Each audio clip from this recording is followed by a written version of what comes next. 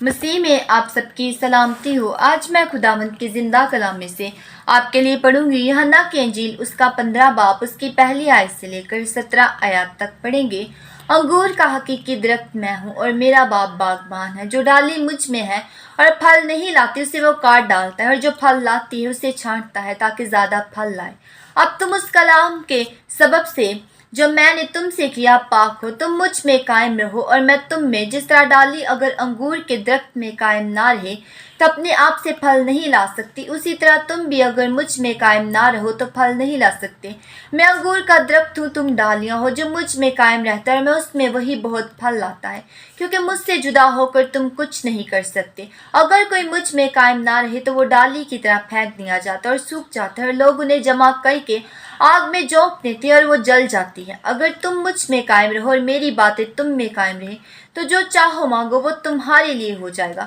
میرا باپ کا جلال اسی سے ہوتا ہے کہ تم بہت سا پھل لاؤ، جب ہی تم میرے شاگرد ٹھہرو گے۔ جیسے باپ نے مجھ سے محبت رکھی ویسے ہی میں نے تم سے محبت رکھی۔